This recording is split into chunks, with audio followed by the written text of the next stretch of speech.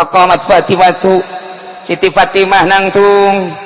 Kemudian Siti Fatimah teh naros ka Kangjeng Rasul, ma amaluna, dupi amal naon eta awewe sehingga yu'adzabna bi'adzabin syadid, disiksa anu pohara jasa ya Rasulullah. Saur Kangjeng Rasulullah, amal mu'allaqatu bisyariha fa innaha kanat la tughatti sya'ha minar rijal.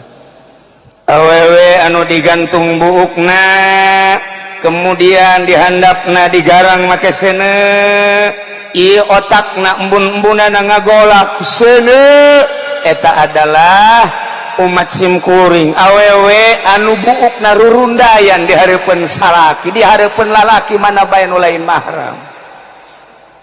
Pan kuari deuleu ari eta nu digantung lisana ya Rasulullah.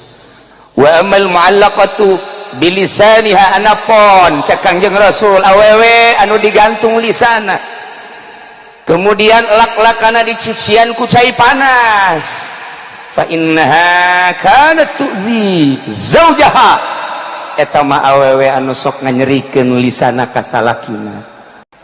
Coba eta awewe nu kos kitu cilaka 12, asal boga duit diusapan salaki, asal teu boga duit balik ka ditu gedean kanjut bae. Allahumma ya qadiyal hajat, Allahumma ya qadiyal hajat. Ieu tah kuring barang neuleuh tadi, oh iya ayatna laqad ra'a min ayati rabbihil kubra. Kanjeng Nabi berangkat melalui buruk, dipanggil ku Gusti Allah, ja urang ai hayang-hayangan moal bisa wari urang nyeun proposal ka Gusti, hayang diberangkatkeun ulah ka Baitul Maqdis, ulah heulanan ieu mah ieu ka Madinah bae. Oh, 12 tahun kaburu modar. Jamaah Bang Haji Yasin anu dek berangkat jeung kula, masya Allah nu geus paeh 5 teu bisa berangkat hese, lamun lain panggilan Allah ieu ka dieu ieu ka dieu, lain semata-mata nang urang panggilan Allah, dek dieusian ceuli ku hikmat-hikmat, dek dieusian mata ku hikmat-hikmat, dek dieusian sungut ku cau-cau aya teka bagian. Laqad ra'a min ayati rabbihil kubra, kanjeng ningali kana ayat-ayat kebesaran Gusti Allah. Kunaon eta? Ku beningna hati. Lain Kanjeng Nabi bae. Umatna di mana bening bisa ningali ka Gusti Allah ku mata hate, di akhirat bisa ningali ka Gusti Allah ku mata ieu. Lamun para aulia Allah geus deuleu ka Gusti Allah kana kebesaran Gusti Allah ku mata hate, lantaran beningna hate. Deuleu sakumaha Kangjeng Nabi. Nah, Kangjeng Nabi teh imimiti berangkat Masjidil Haram ka Masjidil Aqsa, ti Masjidil Aqsa naik ka luhur ka Sidratil Muntaha. Dedeleuan Kangjeng Nabi sebagai ayat-ayat Gusti Allah anu luar biasa geus didardirkeun ku Imam Dardir. Di Bukhari geus nyata, di Muslim geus nyata. Uraian ulama ngajelaskeun uraian ucapan Kangjeng Nabi jelas. Ngan aya hiji bae geus peuting ieu mah ye nu sok dicaritakeun ku Sayyidina Ali, wa qala Aliun radhiyallahu an karramallahu wajhah. Cek Sayyidina Ali, dakhaltu ala nabi ana wa Fatimatu, simkuring lebet ka Kangjeng Nabi sareng garwa simkuring Siti Fatimah putri Kangjeng Rasul. Barang lebet ka Kangjeng Rasul, masya Allah, kapenda Kangjeng Rasul teh yabki bukaan sedidan, keur nangis pohara nangisna pohara. Fakultu cek Sayyidina Ali, fidaka abi wa ummi ya Rasulullah, mayubkika, naon anu nganangiskeun ka tua? Qala saur Kangjeng Nabi, ya Ali, lailatan usriya bi, ketika peting diisrokeun simkuring, ra'aitu nisaa ummati yu'adzabna adzaban syadida. Simkuring ningali ternyata horenganan nu loba disiksa di neraka jahanam teh awewe umat kula. Na iyalah laqad ra'a min ayati rabbihil kubra. Kangjeng Nabi ditinggalikeun berbagai ayat-ayat Gusti, di antarana Kangjeng Nabi didelekeun ka sorga, bahkan Kangjeng Nabi ngalengkah ka sorga. Ditinggalikeun ka neraka, bahkan Kangjeng Nabi aya cicing di tengah neraka. Ningalian saha ieu nu panglobana ahli neraka. Ya Allah ya Rabbi, korenganan sarwiti ambalayah di neraka awewe malulu Gusti. Allah nu cek rusi hadena aing teh jadi awewe can puguh tekan neraka nya lagi. Awas ya, tas awewe lalaki ya, awewe heula.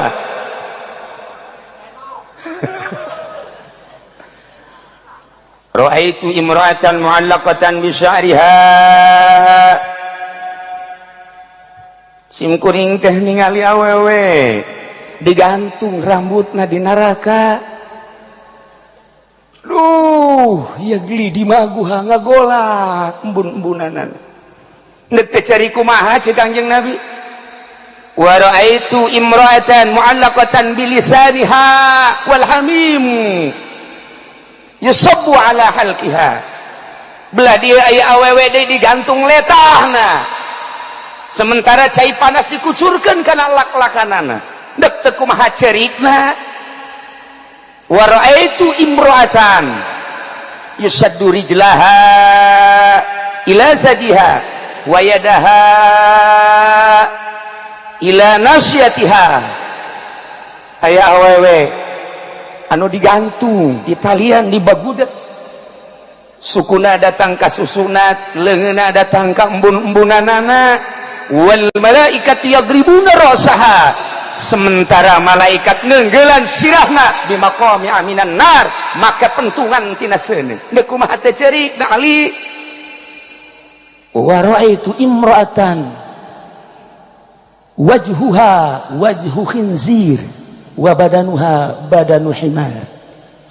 Aya awewe deui aneh, ari beungeut na ieu beungeut babi, aya awakna awak himar.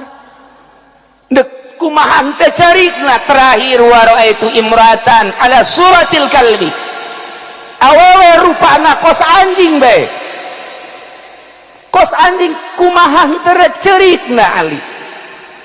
Taqamat Fatimatu, Siti Fatimah nangtung.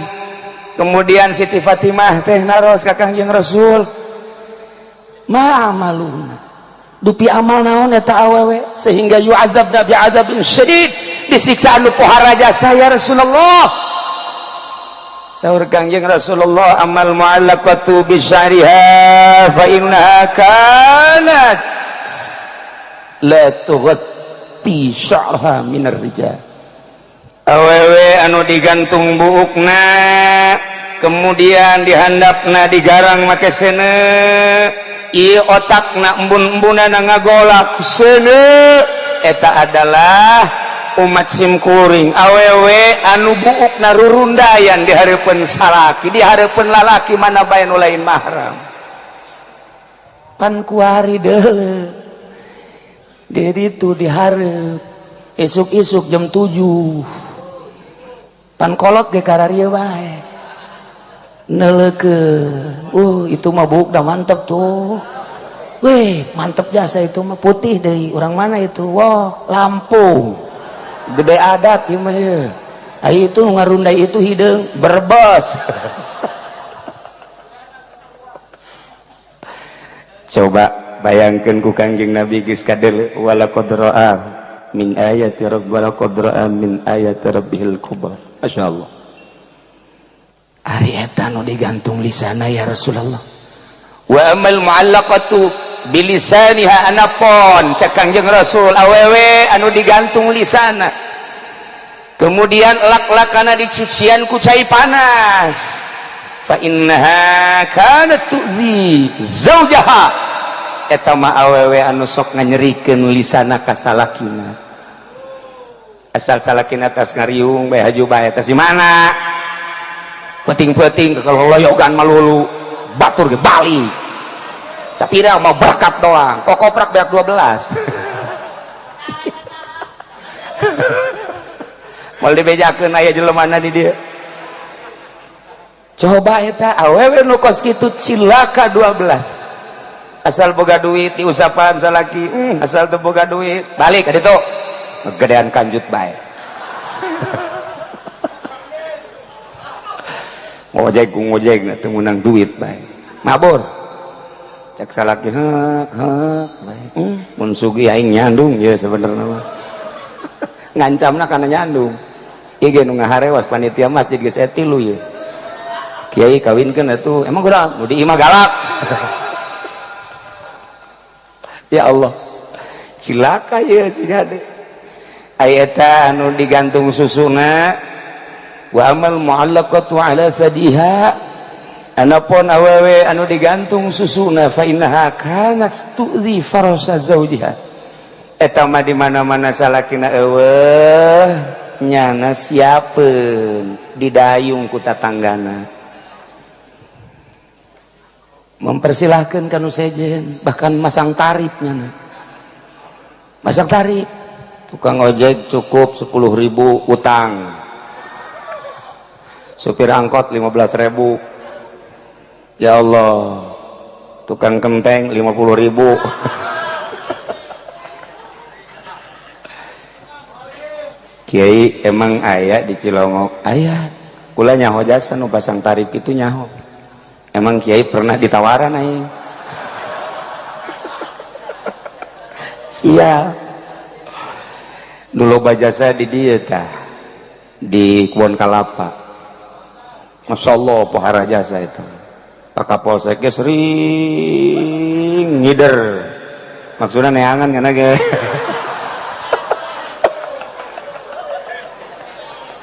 Geus teu pareres ya. Lah ulah sok bos sombong atuh kan di deule di ditu yang subur geja kos kitu. Atuh silut pike pan kos kitu. Atuh meureun nu dariuk dieu ge asana atuh lah. Yang teu kanyahoan we. Is mudah-mudahan udah diuk dieu mah teu amin ya rabbal. Ngan hayang doang. Kakarak endek doang. Mudah-mudahan ulah jadi. Lamun kukula dibukakeun bukuna di Pemda lillahi ta'ala nya. Nya kula.